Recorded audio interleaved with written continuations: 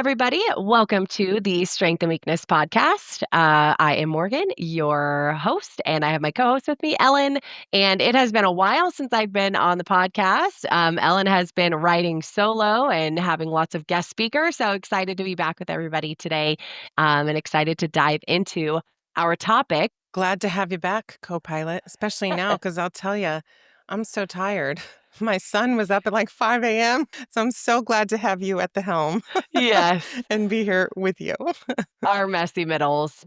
Love That's it. right. Okay, well, today we are going to be jumping into what could be a very spicy topic.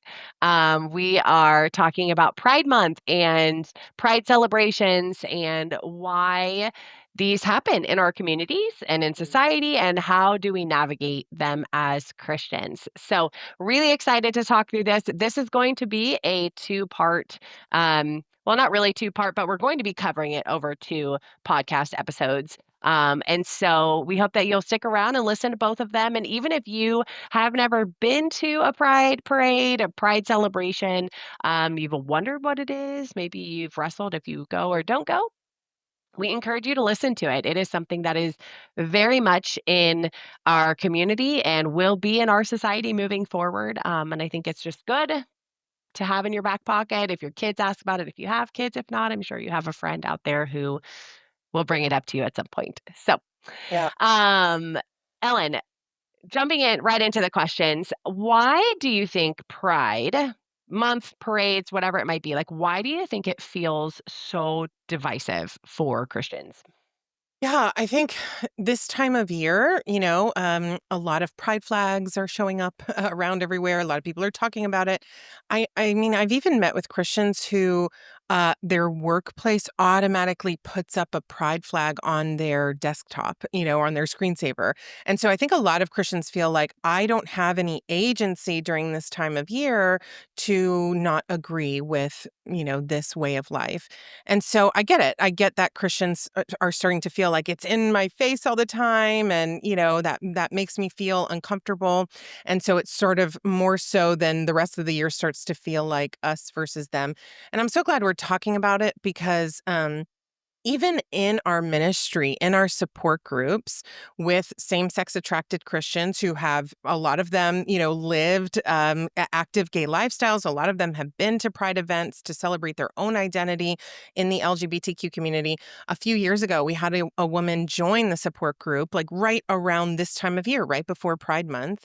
And she was like very vulnerably asking, like, hey, how do we feel about the LGBTQ community and about Pride Month? Like, do we celebrate with them? Do we hate them? She just was kind of looking for her footing in how do I even organize this in my brain and in my heart through a godly lens? And so I'm excited to help unpack that for some Christians today because what I see are some typical responses for Christians this time of year are to either feel compelled to celebrate pride because they feel like that's the only way to show people that they're not that type of Christian, that they love them, that they support them, that they have compassion for them. I think a lot of Christians run and hide and are super silent on this because they feel uncomfortable and don't know what to say or how to navigate it.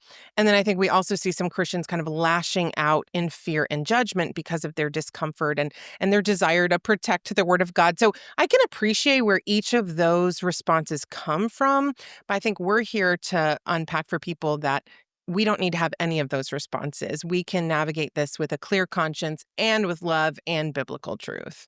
Absolutely. Yeah, it reminds me of a situation. I had an older gentleman who at his workplace, right? They handed out pride shirts for Pride Month. And he really, yeah, really genuinely was asking me, like, am I allowed to wear this? And I was like, oh, wow, like such a valid question where you feel like, wow, if I'm wearing this shirt, does it compromise everything that I believe, right? Is this saying like, I support X, Y, or Z, right? Like it really put him in a tough spot and made him question, like, oh, wow, what would it mean if I wore this? What would it mean if I didn't wear this? And so, yeah, I do think that there's a lot of people out there that are like, what's acceptable, what's not acceptable. Yeah. Um, I think it might be helpful. Like, let's take a step back and uh, talk through like what is pride? Like Yeah. why do people in the LGBTQ community like why do they celebrate it? Why did they start a parade? Why like how did this all come to be? If you want to shed any light on there and then I can share my thoughts after too. Yeah, well, I mean, there's a whole history, right? That after some really big moments in history where the LGBTQ community was really mistreated, they developed this safe space to celebrate their identity. And I mean, I can even share from my personal experience.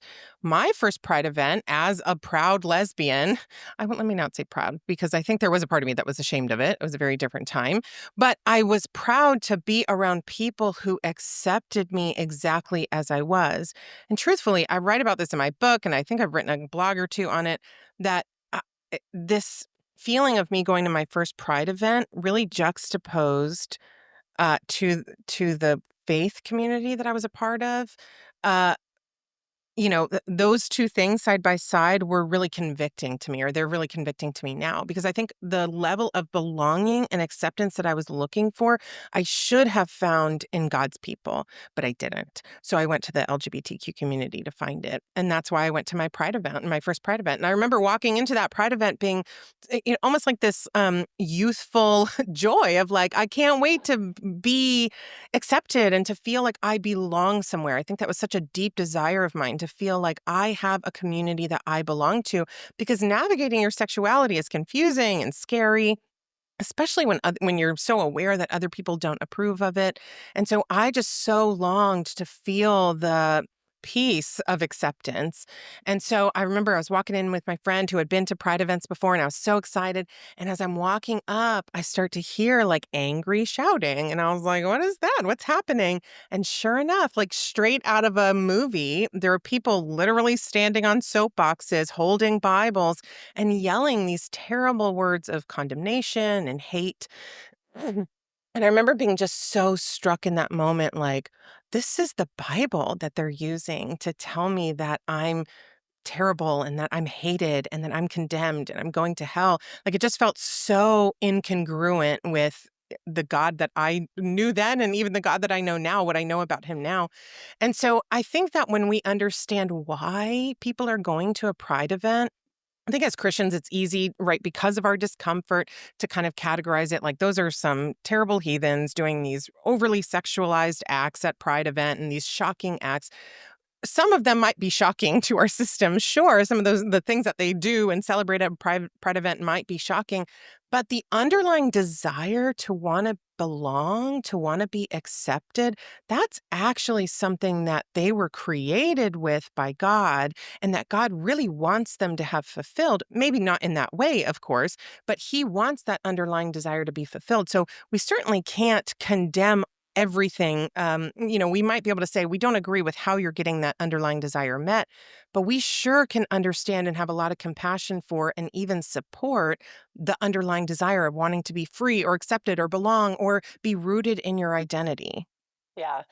Yeah, and honestly, it makes me think of like, why do we attend any other like marches or Yeah, celebrations or whatever it is? And right there's something about walking side by side with people who are in the same belief as you, right? Like, or they're yeah, trying to find belonging in um, this topic or identity or whatever that thing is. And I think if we look at it from that perspective, it takes the like volatility out of it, where it's not just like the spectrums that you outlined for us at the beginning, but more so like, wow, these are individuals who are like going to a celebration where they feel like they belong, something they're proud of. But likewise with you, like I remember a very similar experience going to my first Pride Parade of just like, wow, this is so exciting and I feel so understood by yeah, this group of people.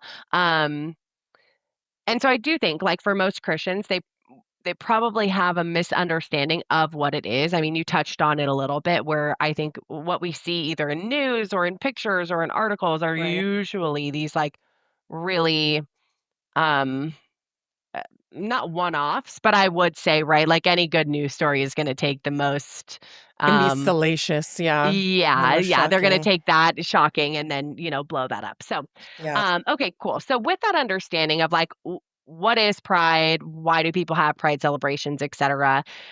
Talking about the spectrum of like how Christians, like why it's so divisive for Christians.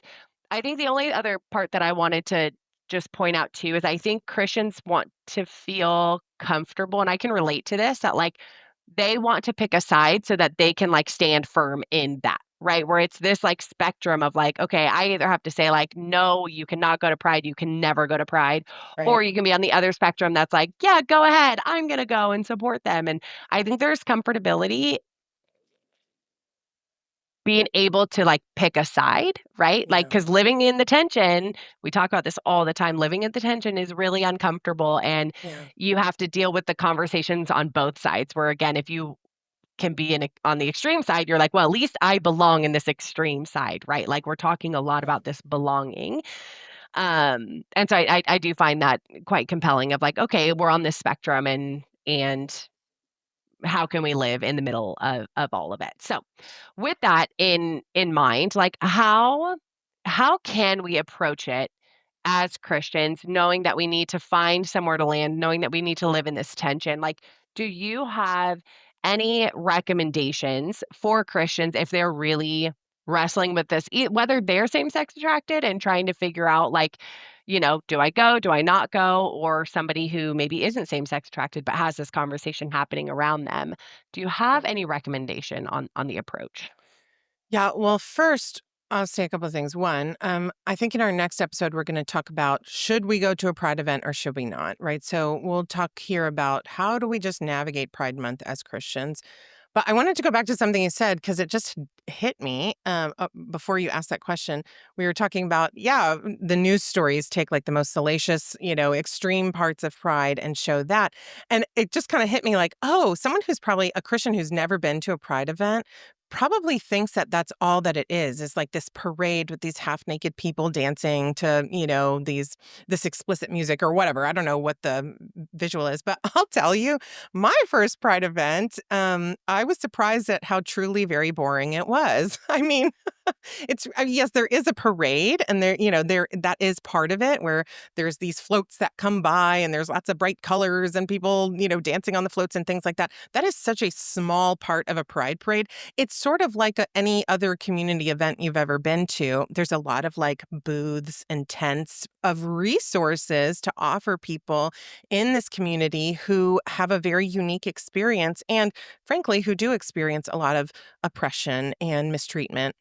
And so it's resources for them. So again, right, I just think like understanding what is a pride event. Yeah, that parade part is part of it, but mostly it's like a place where you get some fried street food Yeah. and get I some was just pamphlets. I was just going to say, like, I mean, in California, Coachella is a huge event, right? And everybody goes to Coachella because it's this huge music festival.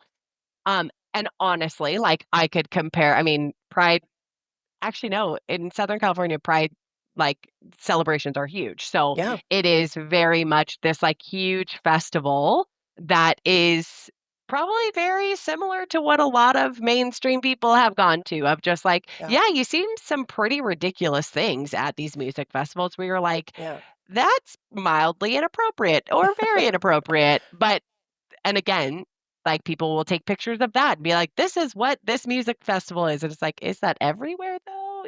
So yeah, I do agree with you that there is, like, definitely some misconceptions, and or people have probably experienced something similar to it, but the uncomfortability comes in when it's like, "Oh, but these people are living a gay lifestyle, and so now it's all of a sudden, like, 10 right. times worse," and I'm like, "Well, Yeah, like, I yeah." even remember I'm pretty sure at my first Pride event, there was, like, a booth of an accountant who was gay, and she's like, "Hey, if you need your taxes done," like, most of a Pride event is very just really truly boring or any other, like, street, festival you've ever been to. There's Mine even was a little bit accountants more there. exciting. There was, like, some good music, but Yeah, there's yeah. music, there's street food, there's, like, funnel cake, but and there's a parade, sure, but mostly it's just boring Oh, booths. it's so funny. Um, but you were asking, what were you asking? How do we approach, the idea of Pride Month just as Christians? Like, what should be our posture towards it? Yeah. I would say, you mentioned this, that, there's so much tension for us as Christians, and, we don't like that messy middle space. We don't like the tension. We like the extremes to say either this is all wrong, I can't get on board with it, I hate them, or this is all right, I completely support them. And so I think that there is a middle ground approach. I don't think we need to uh, you know, give in to the extremes just because of the discomfort. I think we need to embrace the tension, embrace the discomfort.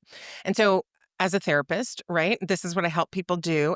When we feel multiple big emotions at once, we like to numb it. We like to back away from it. Instead, we need to lean into it. So, if I were to guess what most Christians would feel, the emotional experience that they have, that's hard to dive into when faced with Pride or Pride Month. I would guess that there is some grief, right? Just seeing how far the world has departed from God's design.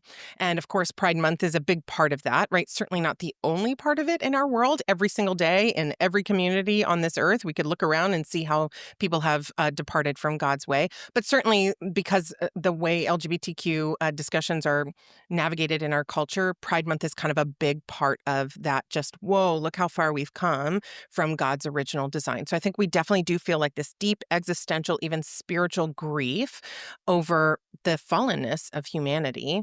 I think we also probably feel some fear, right? Like, am I doing what I need to do to uphold God's truth?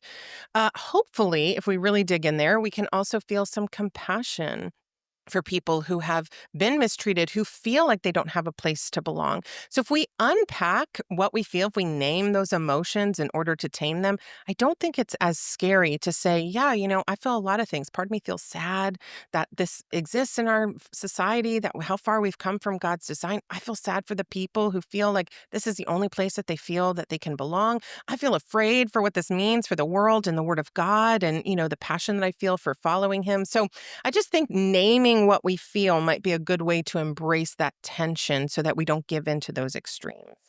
Yeah. Yeah, and I hear you saying a lot of, I think, I've been way more in touch with grief lately, just like naming grief and understanding grief. And I think what I'm hearing you say is even the acknowledgement that, like, it's different than what we would have hoped or dreamt for w what we envisioned life to be, and how do we grieve that and still love people Yeah. through it? Um, and I was just having a conversation with one of my friends yesterday about, like, the surrender in our society right now, where, like, right now, there was such security in the world we lived in 20 years ago because it was very, like, I feel there's not a again, I think things have been happening forever, but, like, you can live inside this little box and, you know, I don't, like, death is not close, or, like, war is not close, or having these things in our face is not close, and now everything is very much in front of us all the time, and, like, how do you stay surrendered with your hands open? Like, "Okay, Mm, God, like, how do you want to shape me and mold me through this time with everything that's changing in society?" And the reason I'm saying this is because you mentioned that, like, wow, some of these feelings that I didn't know I felt, like, I have to acknowledge them and grieve them and also stay surrendered that, like, wow, God, you might be teaching me how to love somebody that I've never had to love before. Like, mm, there are people out there who have never come into contact with a gay person or had to even navigate the conversation around, like, what a pride parade is. And I would hope, right, like, if you're listening to this podcast, like, and you've taken interest in it, right? We've had a lot of these conversations around hot topics, but this in particular is like, wow, this could be if I mean, if you're in Southern California, like this is in your face all the time. If you're in a hub where there's a large gay population, like this is something you're going to be coming into contact. So like not dealing with the feelings or not dealing with the grief, right, is only going to build these more extreme feelings, right? And they will mm. just continue to build until you end up on one side of the spectrum, if you will. Yeah. Well, I even love that we're calling it grief instead of anger, because I think that's what Christians feel most immediately in this, or at least a lot of them do, feel I'm angry. It's in my face. They changed my background on my computer at work and I had no control over it, right? It's Yeah. this anger. But I think if we dive underneath that anger, we'll find it is actually in large part grief. And doesn't that change everything when we rename our anger as a mixture of grief and helplessness? That Mm, does help us to get to where you're talking about this surrender of, God, I grieve alongside you for your lost children who are looking to meet a very valid need that you created them with. They're looking in places that is only going to leave them more hungry for you. That yeah. can, illuminate or that can ignite our compassion. It can ignite our grief alongside God, which ignites our connection with Him. And then from there, we are faced with that essentially that helplessness. I don't have power here to change this. And yes, that is uncomfortable, but also that does lend to this deeper refinement of surrender. And then I think it also makes it a little bit more clear. What do I have in my control here? I can't change the trajectory of our culture. I can't make those people see you and how much you love them Mhm. and how much you wanna offer them. Here's what I can do in my little world. I can name my emotions, connect with you. I can seek to understand them better. I can, pour out my love and compassion on them. I can educate my children about this, my little village about this, right? Like, we do have a lot more agency in this than we tend to feel during Pride Month, but I think we have to grief is the gateway to getting to Mhm. that place of surrender so that we can properly acknowledge what is in our control and what just is not in our control here. Yeah, for sure, and I as you were talking, I was like, "Wow, if I was somebody listening to this," this takes a lot of, like, maturity to Yeah. you and I talk about this all the time, so it's very easy for Yeah. us to be like, "Yes, grief, surrender, here, we can arrive." Yeah. Um, but I do wanna acknowledge that, like, there are people maybe at the beginning of this journey of, like, "Okay, I'm willing to think differently about this," and something I've really tried to, like, I don't know, stake my flag in the ground this year is, like, little changes over time can really Mm, affect the trajectory of your heart, right? And I don't think the expectation and giving you this information, giving you these tools will make somebody be like, "Oh, yes, I'm grieving all of this, and now I am surrendered by the end of June." right. But I do think it's like this year, even just praying, like, "Okay, God, like, help change my heart towards Pride Month or Mm, towards LGBTQ community." And then maybe next year when Pride Month comes around, the next part is like, "Hey, God, like, can you help me X, Y, or Z?" Right? Like, it doesn't have to happen all overnight, nor will it probably happen overnight, but like, the space and the permission to, like, just letting God into this part of your life to yeah. help you start to change your thinking around Pride Month, Pride parades, the LGBTQ community, knowing that, like, he wants to meet you wherever you are, Mm, uh, and it can be scary, and there's so many unknowns, but, like, letting him gently lead you to that, and so just wanting to acknowledge, right? I'm sure people listening are kind of all over, in yeah. response to what we're sharing, you know? Yeah, I love that, acknowledging that. You're right. We do talk about this all the time. We don't wanna, move too fast, right? Or, shock people by what we're saying here. I What you were just saying, though, reminds me, of a few truths that I'd like to remind Christians of as they're navigating Pride Month, maybe zeroing in on some practicals. One is just the reminder that God doesn't need you. Sorry to be the one to break it to you, but God does not need you to defend his word, and he does not need you to reach someone's heart. Now, he will use you if you are, pliable and open to be used, but he does not need you. And so I think we tend to pick up this mantle of I must make that person see God or I must defend the word of God. God does not need you. I think what he needs is your heart in this. And that's what we're talking about here is lean into the grief, into that helplessness, allow it to help you connect with God so that you're growing in love and understanding of Him so that you can be used by Him, not in your anger or in your desperate attempt to, console people in their brokenness, their fallenness, their lostness, but to be His vessel, right? We cannot do that without connection. So He doesn't need you. He does need your heart. Also, I would say, yeah, I love what you're saying, small changes, right? We don't need to like have the right view of Pride Month tomorrow or by the end of June or whenever. We just need to continually devote ourselves to that refinement process before God in our relationship with Him. So, some practicals that I do whenever I'm faced with something that makes me want to go toward an extreme is I pray two things. One, God, help me to see through your eyes. Help me to, and that helps me get in touch with grief more easily, and it helps me get in touch with compassion more easily. Because I can't, when I'm striving to look through God's eyes, I can't help but grieve over the departure of God's design, and I can't help but have compassion for people who feel so lost in it. So help me see through your eyes, and then I always ask myself, what is true here?